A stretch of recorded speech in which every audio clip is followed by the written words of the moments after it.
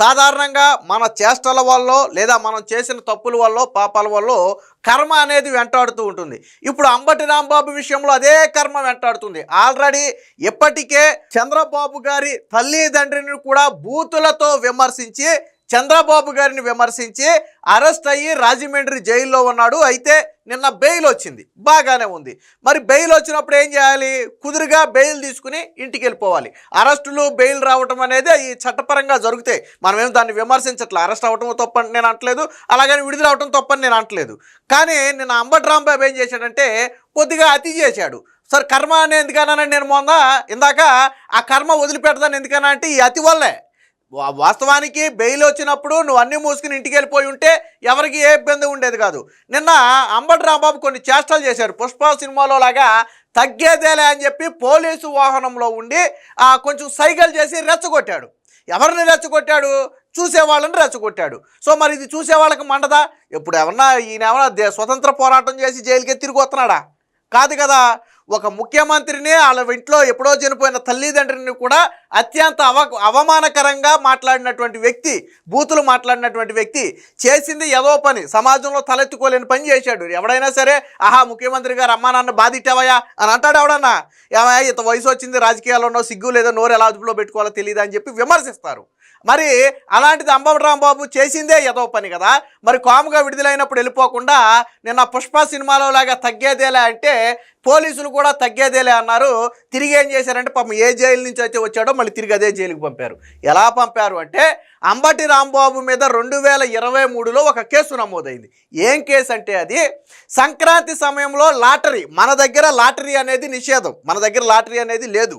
కానీ అంబటి రాంబాబు వాళ్ళు అధికారంలో ఉన్న సమయంలో సంక్రాంతి సమయంలో లాటరీ నిర్వహించడమే కాకుండా ఆ లాటరీ లక్కీ డాన్ తీసిన వ్యక్తి కూడా అంబటి రాంబాబు.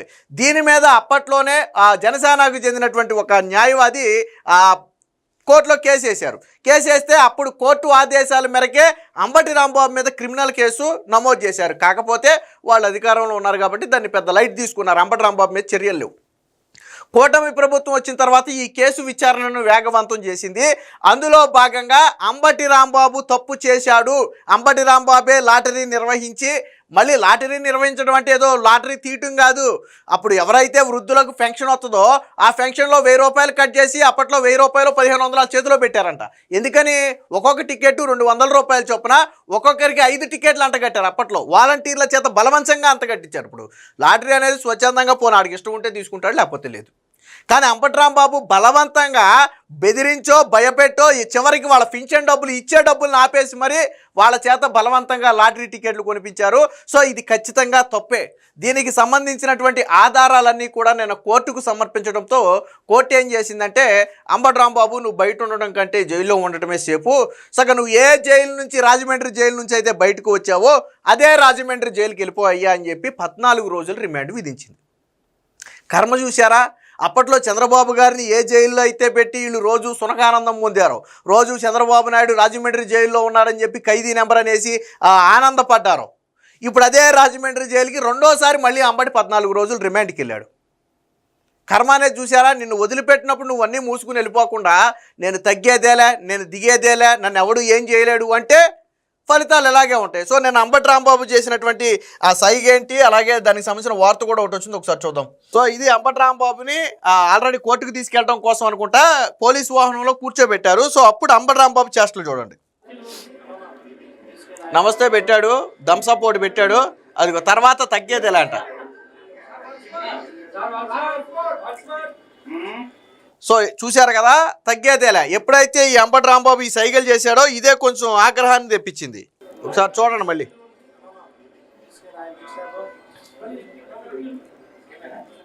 సో అది ఎప్పుడైతే ఈ పుష్ప సినిమా డైలాగ్ని ఎదుటి వాళ్ళ మీద ప్రదర్శించారో కొంచెం ఇది ఆగ్రహావేశాలను తెప్పించింది. కామన్గానే నువ్వు ఒక ముఖ్యమంత్రి తల్లిదండ్రిని బూతులు తిట్టి, ఒక ముఖ్యమంత్రిని బూతులు తిట్టి అరెస్ట్ అయ్యి బయటకు వచ్చి అంటే నన్ను ఎవరు ఏం చేయలేడని అహంకారం ప్రదర్శించాడు ఇక్కడ. సాధారణంగా అంబటి రాంబాబు ఏమన్నాడు మొన్న, నేను చంద్రబాబు నాయుడిని తిట్టలేదు, నేను ఫ్లోలో ఎవరినో తిడితే ఆ కంటిన్యూషన్లో ఆయన్ని తిట్టాను అనుకున్నాడు, కానీ నేను ఆయన తిట్టలేదు అని అంబటి రాంబాబు చెప్పాడు కదా. మరి ఇప్పుడు అంబటి రాంబాబు ఈ సైకిల్కి అర్థం ఏంటి అంటే నన్ను ఎవడు ఏం చేయలేడు, 4 రోజులు జైల్లో పెట్టినంత మాత్రం నా బుద్ధి మారదు అనే ఒక అహంకారమే కదా. సో ఆ అహంకారం అనగటానికే మళ్ళీ 14 రోజులు జైల్లో వేశారు. సరే నువ్వు మళ్ళీ బయటకు వస్తే రావచ్చు, కాదని నేను అనట్లేదు. కాకపోతే అహంకారం ఎందుకు? మనం చేసింది ఏదో పని. అంబటి రాంబాబు చేసిన పని ఏమైనా చెప్పుకోదగిన పని? రేపొద్దున ఎవడైనా సరే చంద్రబాబు నాయుడు బాగా తిట్టామని ఎంకరేజ్ చేస్తాడా? బుద్ధిశారం లేదేవా, ఇంత వయసు వచ్చింది, రాజకీయాల్లో ఉన్నావు, ఎవరితో ఏం మాట్లాడాలి, ఎలాంటి మాటలు మాట్లాడాలో తెలియదు అని చెప్పి తిడతారు నాలుగు. అలాంటి ఏదో పని చేసి ఈ రోజేమో పుష్ప సినిమాలో డైలాగులు ప్రదర్శించడం, నన్ను ఎవడు ఏం చేయడని. అందుకనే దీని ఫలితం ఏంటో చూడండి ఒకసారి. అంబటికి మళ్ళీ రిమాండ్. లాటరీ కేసులో ఈ నెల 26 వరకు రిమాండ్ విధించిన గుంటూరు కోర్టు. సంక్రాంతి లాటరీ పేరిట మోసగించిన కేసులో మాజీ మంత్రి వైసీపీ నాయకుడు అంబటి రాంబాబుకు ఈ నెల 26 వరకు గుంటూరులోని ప్రిన్సిపల్ అసిస్టెంట్ సెషన్స్ కోర్టు అయితే రిమాండ్ విధించింది. దీంతో ఆయనను తిరిగి రాజమండ్రి సెంట్రల్ జైలుకు తరలించారు. ముఖ్యమంత్రిపై బూతులు మాట్లాడిన కేసులో, పోలీసులపై దురుసుగా ప్రవర్తించిన కేసులో ఆయన ఇప్పటికే జైల్లో ఉన్నారు. అయితే 2023 జనవరిలో అప్పటి వైసీపీ ప్రభుత్వ హయాంలో సత్తెనపల్లిలో సంక్రాంతి సంబరాల్లో భాగంగా చట్టవిరుద్ధంగా నిషేధిత లాటరీ నిర్వహించారంటూ అంబటి రాంబాబుపై జనసేన జిల్లా అధ్యక్షుడు అలాగే న్యాయవాది అయినటువంటి గాదే వెంకటేశ్వరరావు అయితే ఫిర్యాదు చేశారు. ఈ కేసులో సత్తెనపల్లి టౌన్ పోలీసులు పీటీ వారెంట్ పై గురువారం అంబటిని రాజమండ్రి జైలు నుంచి గుంటూరు కోర్టుకు తీసుకొచ్చారు. ఈ సందర్భంగా జడ్జి ఎదుట ఇరుపక్షాలు వాదనలు వినిపించాయి. అదృష్టం ఏంటంటే పాపం మళ్ళీ అంబటి రాంబాబు తరపున వాదించే అవకాశం ఎవరికి వచ్చిందంటే పొన్నవోలుకే వచ్చింది. మొన్న ఏదైతే పొన్నవోలు వాదిస్తే సగ్గా రిమాండ్కి వెళ్ళాడో, ఇప్పుడు కూడా పాపం అంబటి రాంబాబు గురించి అదే పొన్నవోలు కష్టపడటంతో మళ్ళీ రిమాండ్కి పంపారు. దీన్ని బట్టి ఇప్పుడు సోషల్ మీడియాలో ఒక ట్రోల్ కూడా నడుస్తుంది. పొన్నవోలు సుధాకర్ రెడ్డి ఒక్కడు చాలు, ఎవరైనా సరే వైసీపీలో రిమాండ్ పడాలి, జైల్లో ఉండాలి అంటే వాళ్ళ తరపున పొన్నవోలు సుధాకర్ రెడ్డి వాదించాలి. వేరే ఎవరు వాదించినా బయటకు వచ్చే అవకాశం ఉంటుంది. కానీ పొన్నవోలు సుధాకర్ రెడ్డి వాదిస్తే బయటకు వచ్చే అవకాశం ఉంటుంది. సినిమా డైలాగులు ఉంటాయి చూసారా, ఇచ్చేయండి, బెయిల్ ఇచ్చేయండి అన్నట్టు పాపం పొన్నవోలు సుధాకర్ రెడ్డి వాదనలు అట్టే ఉంటాయి. ఆల్రెడీ మొన్నే బాగా బొక్కబడిందని చెప్పి బాధపడ్డారు వైసీపీ వాళ్ళు. ఈ పొన్నవోలుని ఎందుకురా బాబు అంబటి రాంబాబుకి తగిలిచ్చారు తీసుకెళ్ళని. మళ్ళీ పాపం నిన్న కూడా మళ్ళీ అదే పొన్నవోలు తీసుకెళ్ళి ఆ వాదనలు వినిపిస్తే ఆయన వాదనలన్నీ విన్న తర్వాత జడ్జి నువ్వు 14 రోజులు రిమాండ్కి వెళ్ళిపో బాబు అని చెప్పి అంబటి రాంబాబుని రిమాండ్కి వేసేసింది. సో ఇప్పుడంతా సోషల్ మీడియాలో ఇది ఒక ట్రోల్గా కూడా మారింది.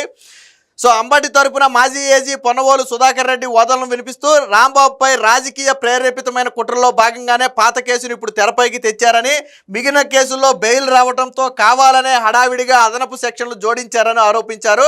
అందువల్ల పీటీ వారెంట్ను డిస్మిస్ చేయాలని వాదించారు. అయితే ప్రాసిక్యూషన్ తరపున జయలక్ష్మి, జగదీశ్లు అయితే వాదనలు వినిపించారు. 2023లో వైసీపీ హయాంలో కోర్టు ఆదేశాల మేరకే రాంబాబుపై క్రిమినల్ కేసు నమోదయ్యింది. ఈ కేసులో 2025లో 14 మంది సాక్షులను విచారించామని తెలిపారు. ఈ కేసులో ప్రధాన నిందితుడు అంబటి రాంబాబు చేసిన నేరానికి సంబంధించిన ఆధారాలన్నిటినీ కూడా కోర్టుకు సమర్పించారు. వార్డు వాలంటీర్లు, సచివాలయ సిబ్బంది బలవంతంగా పెన్షనర్లకు, ప్రజలకు లాటరీ టికెట్లు విక్రయించిన వీడియోలను జడ్జికి అందించారు. అంతేకాక అంబటే స్వయంగా లక్కీ డిప్ తీసిన వీడియోను కూడా పెన్ డ్రైవ్లో పెట్టి అందజేశారు. సో వాటిని పరిశీలించినటువంటి జడ్జి ఏం చేశారంటే ఈ నెల 26 వరకు కూడా ఆ రిమాండ్ అయితే విధించడం జరిగింది. కాగా అంబటి రాంబాబుని ఒక 5 రోజులు మా కస్టడీకి ఇవ్వాలి. సో దీని వెనక ఏదైనా కుట్రకోణం ఉందా అనేది వెలికి తీయాలనేది పోలీసుల వాదన. సో 5 రోజులు కస్టడీకి ఇవ్వాలని వాళ్ళు కోర్టులో పిటిషన్ కూడా వేయడం జరిగింది. వాస్తవానికి ఏంటంటే అంబటి రాంబాబు అప్పట్లో 5 కోట్ల రూపాయల స్కామ్కి పాల్పడ్డాడు అనేది ప్రధానమైన వాదన. బలవంతంగా వేలాది మందికి ఈ లాటరీ టికెట్లను అంటగట్టి దాదాపుగా 5 కోట్ల రూపాయల వరకు అంబటి రాంబాబు సొమ్ము చేసుకున్నాడు. సో ఇందులో భారీ ఆర్థిక నేరం అనేది ఉంది అనేది ఎవరైతే ఈ కేసు నమోదు చేశారో ఆ వ్యక్తి గాది వెంకటేశ్వరరావు చెబుతున్నటువంటి మాట. సో దానికి సంబంధించి కూడా వాదనలు వినిపించారు. లాటరీలో భాగంగా అంబటి రాంబాబు 5 కోట్ల వరకు లాభపడ్డారని పిటిషనర్ గాదే వెంకటేశ్వరరావు తన ఫిర్యాదులో పేర్కొన్నారు. ఒక్కొక్కరికి బలవంతంగా 10 టికెట్లు అంటగట్టి పెన్షన్ డబ్బుల్లో 1000 రూపాయలు జమ చేసుకున్నారు. వాలంటీర్లపై ఒత్తిడి తెచ్చి ఈ విధంగా వేలాది టికెట్లు విక్రయించారని తెలిపారు. ఈ నేపథ్యంలోనే కేసును మరింత లోతుగా దర్యాప్తు జరపాల్సిన అవసరం ఉందని పోలీసులు తమ కస్టడీ పిటిషన్లో కూడా పేర్కొన్నారు. ఆర్థిక నేరం జరిగిన నేపథ్యంలో అంబటి రాంబాబును మరింత లోతుగా విచారించాల్సిన అవసరం ఉందని చెప్పి ఆయన్ను కస్టడీకి ఇవ్వాలని చెప్పి అయ్యారు. అయితే అంబటి అతి ఇందాక మనం చూసాం కదా, తగ్గేదేలే అన్నట్లుగా చేతులు తిప్పిన వైనం. ముఖ్యమంత్రిని బూతులు తిట్టిన కేసులో అంబటి రాంబాబు నిందితుడు. పోలీసు అధికారులను దుర్భాషలాడిన వ్యవహారంలో విచారణ ఎదుర్కొంటున్నారు. ప్రస్తుతం ఇచ్చే పింఛన్లను కూడా వదిలిపెట్టకుండా లాటరీ పేరట వృద్ధులు వితంతువులు చీటింగ్ చేసిన కేసులో ముద్దాయి అయినా పశ్చాత్తాపం లేదు. పైగా గురువారం కోర్టుకు తెచ్చినప్పుడు తగ్గేదేలే అన్నట్టు పుష్ప సినిమా మేనరిజాన్ని ప్రదర్శించారు. 7-10 వయసులో ఉన్న ఆయన కోర్టు ఆవరణంలో అతి విన్యాసాలు చేశారు. రాజమండ్రి సెంట్రల్ జైలు నుంచి గురువారం మధ్యాహ్నం అంబటి రాంబాబును గుంటూరు కోర్టుకు తీసుకొచ్చారు. కోర్టులో ప్రొసీడింగ్స్ పూర్తి కావడంతో కొంత సమయం ఉండటంతో రాంబాబును పోలీసు వాహనంలోనే ఉంచారు. ఆ సమయంలో అక్కడ సమీపంలో ఉన్న వైసీపీ కార్యకర్తలు మీడియా అంబటి రాంబాబును గమనించి వారి వైపు చూస్తూ తగ్గేదేలా అన్నట్టు చేయి తిప్పి తప్పు చేసిన చట్టం తనని ఏమీ చేయలేకపోయిందనే ఉద్దేశంతో ఆ మేనరిజం ప్రదర్శించారంటూ మీడియా ప్రతినిధులు సైతం విస్మయానికి గురయ్యారు. అదే మరి నేను చెప్పేది. సాధారణంగా పోలీసులు నన్ను అరెస్ట్ చేసి వదిలేశారనుకోండి, నేను గుడిచప్పుడు కాకుండా ఎవరికంటా పడకుండా కాముకి వెళ్ళిపోతా. ఎందుకనంటే సరే మనం చేసింది ఏదో పని 10 మందిలో తలెత్తుకోలేని పని అనే బాధతో అయినా వెళ్ళిపోతాం. కానీ అంబటి రాంబాబులో అలాంటి బాధ పశ్చాత్తాపం ఏం కనపట్ల. అరే నేను ఒక ముఖ్యమంత్రి స్థాయి వ్యక్తిని 70 సంవత్సరాలు పైబడిన వ్యక్తిని 4 సార్లు ముఖ్యమంత్రిగా చేసిన వ్యక్తిని అమ్మనాబూతులు తిట్టానే, ఇది సమాజంలో తలెత్తుకోలేని పరిస్థితి కదా అని సిగ్గు శరం లేకుండా మేనరిజం చూపిస్తే ఏం చూపించారు పోలీసులు? ఏం చూపించారు? వాళ్ళ మేనరిజం వాళ్ళు చూపించారు. ఫలితం ఏంటి? తిరిగి జైలుకి వెళ్ళడం ఫలితం. సో కర్మ, అందుకనే మొదట్లో చెప్పా, కర్మ అనేది ఒకటి ఉంటుంది. మనం ఏ పని చేస్తే ఆ పని అలాగే తిరిగి వస్తుంది. నువ్వు మంచి చేసి పశ్చాత్తాపడితే దాని ఫలితం అదే విధంగా ఉంటుంది. తప్పైనా కానీ నువ్వు పశ్చాత్తాపడితే అది వేరే విషయం. కానీ పశ్చాత్తాపం లేకుండా నువ్వు చేసిన తప్పుని మళ్ళీ సమర్థించుకునే ప్రయత్నం చేస్తే కర్మ అనేది ఎలాగుంటుంది. సో మొత్తంగా అంబటి రాంబాబు చేసిన అతికి నిన్న 14 రోజుల రిమాండ్ వేయటంతో ఇప్పుడు దోల తీరింది అని చెప్పి ప్రజలందరూ భావిస్తున్నారు.